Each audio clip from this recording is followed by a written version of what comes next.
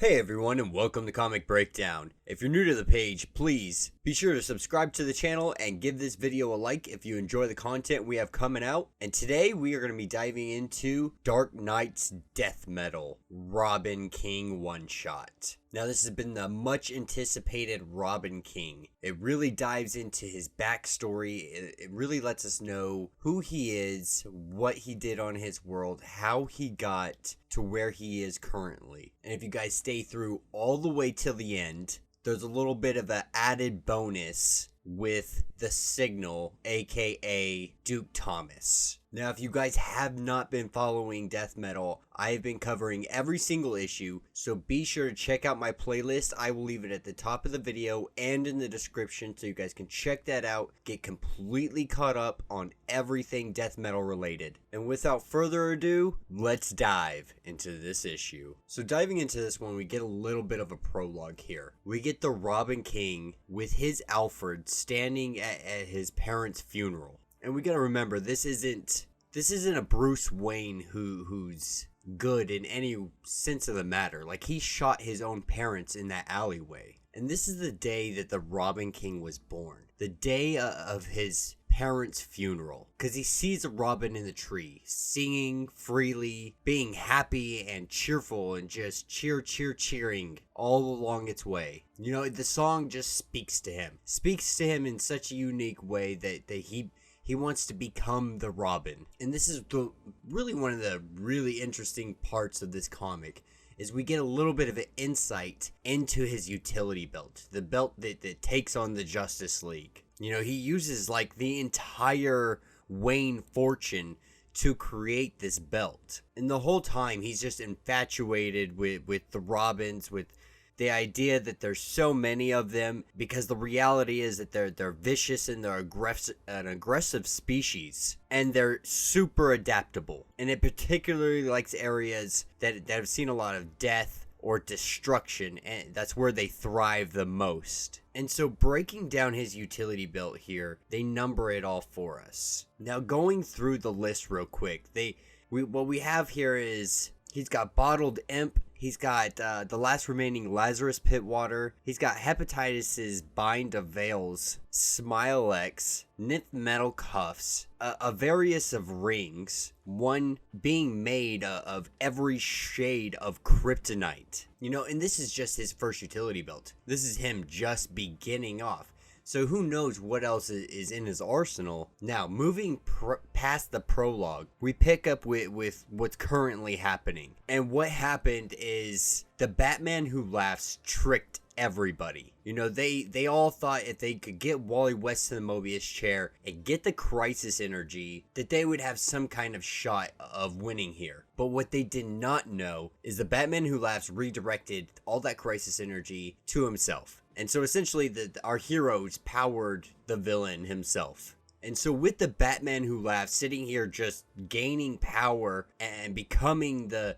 most evil thing in the entire multiverse, the god of the multiverse, our Robin King arrives and sees the Trinity just laid out on the ground. And he's just like, yes, like, I have been waiting for this day. It is such an honor to meet you guys. I have been waiting because I cannot wait to kill you guys. And it takes us back again. And it takes us to the Robin King on his Earth, as he's slowly going through and just taking on every single hero that he comes across, to include people like Firestorm. And what's really unique here is how he takes out Firestorm. So what he does is he jams a black hole inversion ball into his head. And what this does is it makes him collapse within and on himself. So all his cells are being sucked into his head at extraordinary speeds. And just like that, done and over with. And then we see the arrival of Hans von Hammer and Steve Savage. And these guys are in a biplane trying to take on the Robin King. But what we're really seeing here is the Robin King just massacring everybody. And these guys are no exception. And as soon as he finishes them off, you know, we got Hawkman and Hawkgirl making their appearance. And again, the Robin King is just showing off the ridiculous arsenal that he has. You know, he planned for this fight to happen.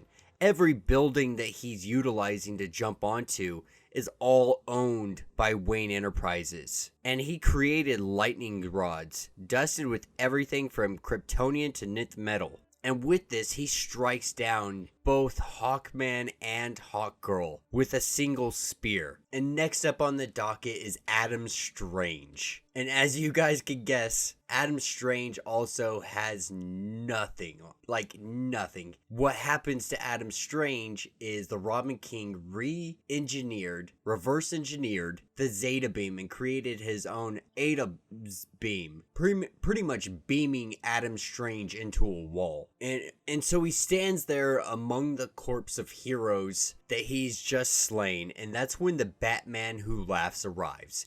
And pretty much tells him, like, listen, your reality isn't a real reality. But if you come with me, I'm gathering the best of the best from the multiverse, or from the dark multiverse. And we're going to do something that really matters. So on his Earth, he never actually got to take on the Trinity. So this opportunity for him is a big deal. And pretty much these guys are already beat up. But we see him just kicking them while they're on the ground anyway. And this is when we see the arrival of 3 heroes, Blue Beetle, Animal Man, and Red Tornado. And as you guessed it, the Robin King comes out and has a secret weapon for each individual one of these guys. The most notable one that I think is just the most horrific way to go out is the way he takes out Animal Man. And what he throws at Animal Man is his family. But his family has been exposed to the corrupted version of the anti-life equation, turning them into the anti-living. And they literally just eat him alive. Blue Beetle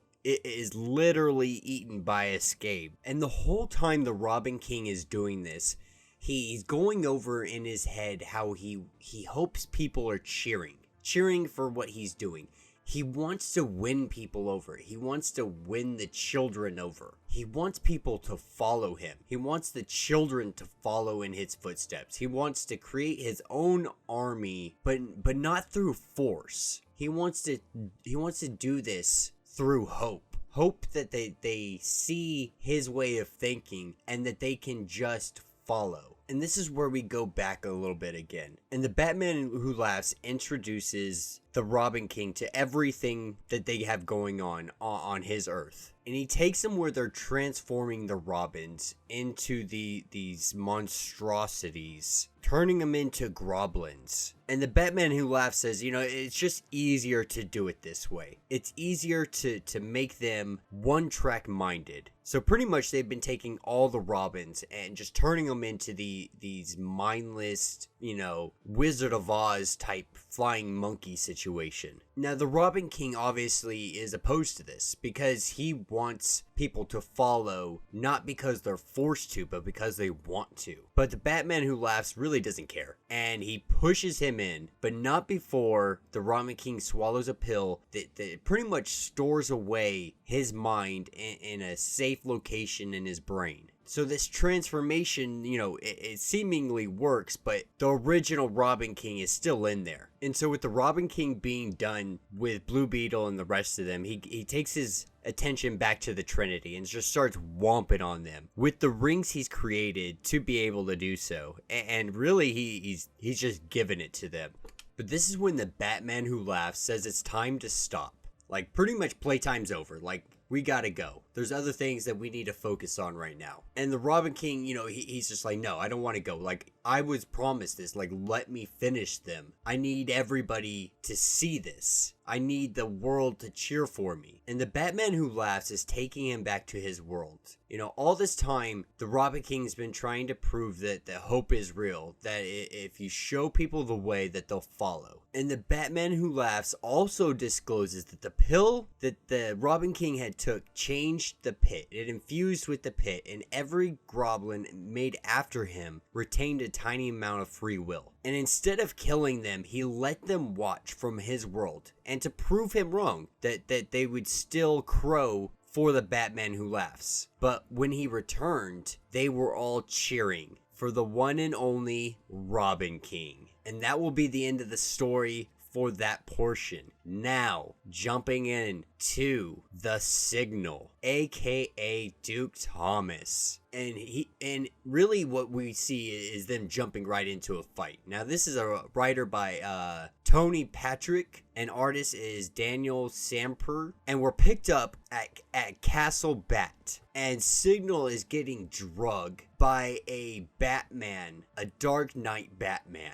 by the name of Quietus. And really, he looks like some kind of floating Martian Manhunter ghoul. Now, for you guys that don't know, the Signal, he's not a relatively new character, but he's new to this decade pretty much. I think his first issue was back in 2013. Now, Duke Thomas was originally created by Scott Snyder. And he's been in a few different publications, We Are Robin, things like that. He's been a team affiliate with, The Outsiders. He's got some unique abilities, so he is a metahuman, and he possesses photokinetic vision. It pretty much allows him to see into the past, like several seconds into the future as well. And so it helps him in his training, in his fighting. He's been trained by Batman and things of that nature. So he's a pretty skilled fighter. I'm not super up to date on everything Signal related, so there might be some things I'm missing out on there. But if there is,